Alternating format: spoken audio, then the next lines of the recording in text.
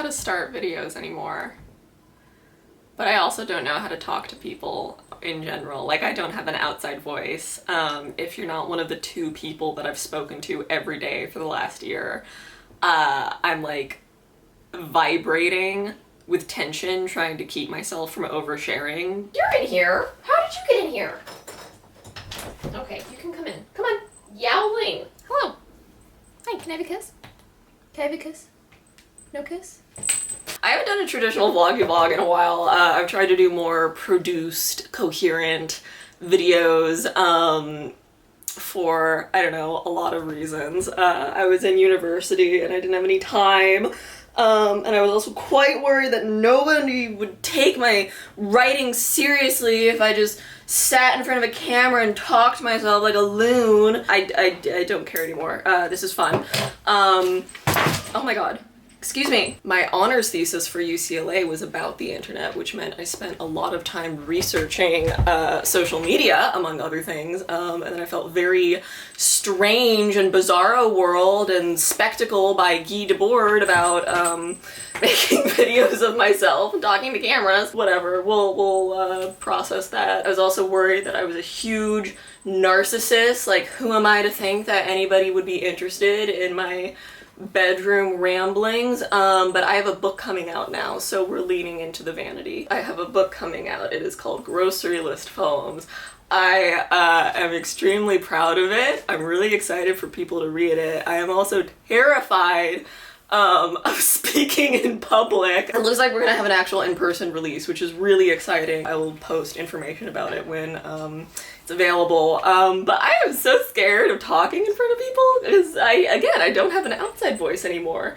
I'm gonna need like 3 months of intense psychoanalysis. I'm straightening my hair today because I need to feel like I have control over my life. At the start of quarantine, I tried to do the whole wearing a full outfit and doing like a full elaborate makeup look every day. But after a while, I felt like a 1950s housewife who was just one cocktail party away from breaking a vacuum in the middle of the street. Now I just do kind of the bare minimum to feel polished. Like most days, I will just do my brows and put on mascara and then pick a fun lipstick. Just enough so that if I lock eyes with myself in the mirror, I'm like, she looks like she sends emails on time. I am really excited and happy just at the prospect of like reading poems in front of a live crowd. Again, I think there's just something so magical and spiritual about poetry being read aloud and just the way that it like moves through people's bodies. I wrote this book on purpose so that it would like sound really good read aloud, like when I'm editing, when I'm writing the poem in the first place. I'm always reading aloud to myself. I'm so excied for it to close the loop in that way, and then to go on and live a life without me, because I have been working on either grocery list poems or my honors thesis, which was computer room, which I think I talked about in my last video.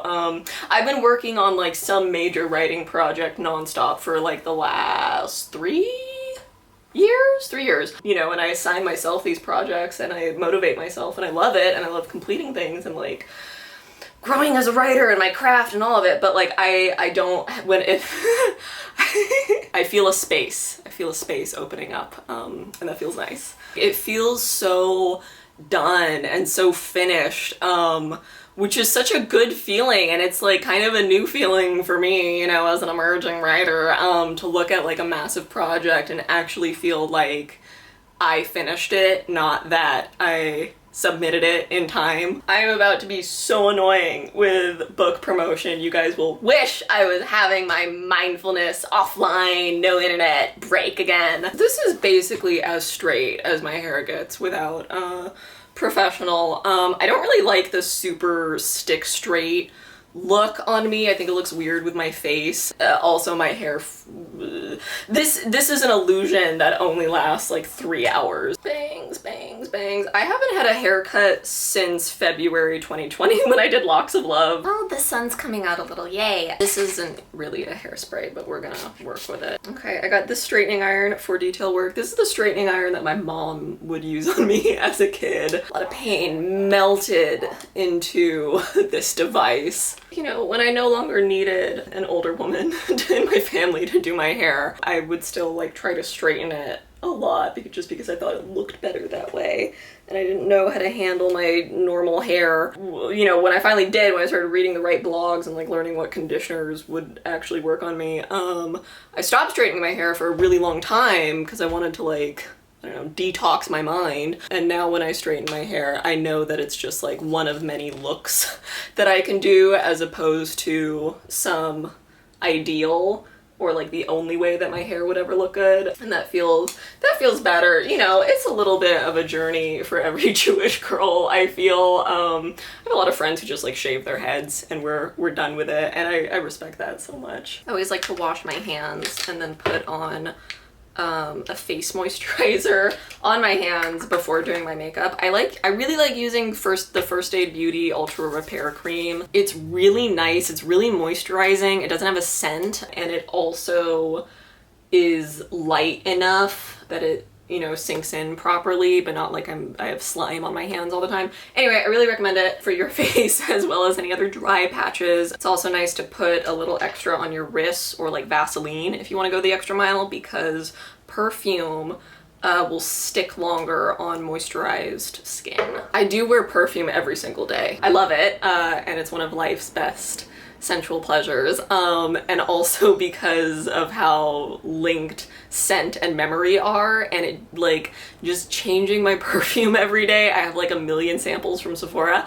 It just adds a little bit more texture to my day when I am inside doing the same thing every single day. It's also a really sweet gift for people, just making someone like a little sachet of perfume samples that you think that they'd like. This is my like one other trick. I take a little bit of a balm highlighter and then pat it right under my eyes. It really brightens it up before I put on concealer. I use this stick foundation as a concealer. I almost never do like a full face of foundation because why would I? Why would I? I feel so silly getting all the way dressed up just to sit in my house. What else have I been doing with all my free time? I saw the trailer for the new Shadow and Bone Netflix series, and everybody looked really hot in the trailer, so I started reading the books. The books are great. I'm not the first person to say this. They've been bestsellers for like 10 years. They're so fun. I have been bullying all of my friends to read them with me. I've been pitching it as like Game of Thrones, but like Russian and feminist, so it's like Game of Thrones, but for nice Jewish girls. I am like 100 pages until the end of Crooked Kingdom, which is like, I guess, the 5th book in the Grisha verse. I thought it was Grisha, but it's Grisha, apparently. Those are like, I'm sorry. For those of you who haven't read the books, there's like, it's like 19th century pre-industrial magic Russia, and a segment of the population has magical powers, and there's like a struggle for the throne. Hi, my camera started overheating, so I definitely used the straightening iron long enough. What was I talking about? Oh my god, Shadow and Bone. It has one of the best like villains and villain arcs of anything that I've read in the last couple of years or seen, you know, movie-wise. Such a good villain, such a fun villain. I'm not just saying that because I think I could fix him. I think this Josie Moran blush is discontinued, which is too bad. I also think this jar is expired because I've had it for a very long time, but makeup doesn't expire if it costs more than $5. This looks exactly like my natural flush. It is so pretty and it just melds into my skin. I feel like most of BookTube just talks about the YA genre, which is completely fine, you know, it obviously has a huge audience. It is just one type of book, so I do make an effort to talk about like nonfiction and essays and, you know, other kinds of novels and poetry collections and all that stuff. But now I'm really jealous of everybody who got to see Shadow and Bone early because they're, you know, YA bloggers, so maybe I need to reevaluate. I really, really like this lip balm from Ralphie and Alice. They're a little vegan, eco-conscious brand here in Los Angeles. The color payoff and the feel of it reminds me a lot of Dior Lip Glow, but this is like $6. It's so packed with natural ingredients too. Like it feels a little like grainy going on, but that's just because there's so much shea butter in it. Also really excited about the Impressionism Palette by Musée Beauty, which I got as a birthday gift. It is so good, like such quality pigments, and one of the founders is my little internet buddy, Kaya, who is a genius. Like, she went and got all of her chemistry training and engineering, and she was a double major, and it was always her dream to start a makeup company, and this palette is so incredible. It's all inspired by like art history. There's so many fun colors in this, but I'm gonna do something kind of standard and everyday. This blue is the exact color of my first book. I love it. Taking this dark brown shade, Haystacks, and just kind of like making a sideways V around the corner of my eye. Having red hair is so fun. I got to completely rethink my whole wardrobe and how I do makeup. I'm working with a different color palette. And I'm taking this caramel shade and patting it all over my lid. Just a little casual smoky eye. And then this little coppery shade just going right on the middle of my eyelid. You have to apply eye makeup with your mouth halfway open or it doesn't work. You'll lose your balance. Okay, and then Wisp. This little pearl shade is so pretty in the corner of the eye. I have a lot of really fun stuff planned for the next couple months as Grocery List Poems is coming out. You can consider me back on YouTube, baby. I want this book to be in people's hands already. And it will be very soon. You know, it's coming out June 21st, which is right after the summer solstice. When I was little and I saw my mom curling her eyelashes, I thought that she was like actually gripping the lid of her eyelash and like forcing it to stay up, and that's how it worked.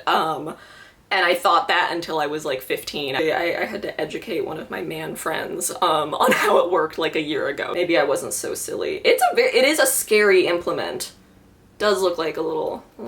If you pre-order the book through Not Occult Media, the publisher, it will be signed by me, and there's gonna be a lot of signed copies at the release event, of course. Also, Not Occult does international shipping. A lot of people have asked about that, but wherever you are in the world, we'll get it to you. Don't worry, babe. And I love doing that. I think there's something very intimate about handwriting, and I love, you know, putting little cat doodles in the book. That's also my little incentive to you to not buy the book through Amazon. I know they have fast shipping and discounts, but I'm so sickened by the working conditions that Amazon fosters. It really disgusts me that my book would be part of the supply chain at any point, and it's like basically impossible to fully remove, you know, my books, Branches, or Grocery List Poems, or like any book from the Amazon supply chain. It's also very difficult to just boycott Amazon in general because they own most of the internet through Amazon Web Services, which is really where they get their money. But this is just my little part. So that's my spiel for the day. Please pre-order my book if you care to through Not Occult, or it'll be signed, or your favorite local independent bookstore. You can also ask your local library to buy copies so that you can borrow it, and it'll like be, you know, circulated through your neighborhood. Just options. We have options. I was interviewed in a couple fun podcasts while I was offline, so I will link to those in the description. Also, I just started doing this and it's so fun. It makes me so happy. But every Wednesday around noon PST for the last couple weeks, I've been reading a new poem from Grocery List Poems that no one has ever seen before on my Instagram Live, and it's so fun. I'll link to my Instagram in the description. It's really fun, and the videos are saved to my Instagram Reels. I learned how to do that. But yes, every Wednesday until Grocery List Poems comes out, I will be reading a new poem from the book on my Instagram Live around noon PST. I love reading poetry aloud. It's so great. I also made a TikTok, so something's gonna be happening there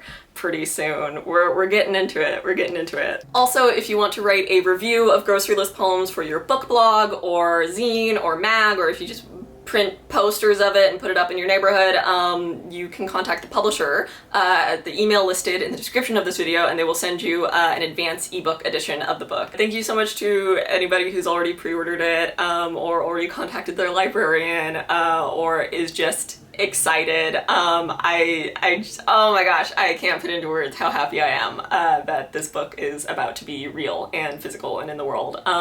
So thank you so much. Thank you for watching me preen. Today's fact is that you're a cutie pie, and I hope that you have a great weekend. Goodbye.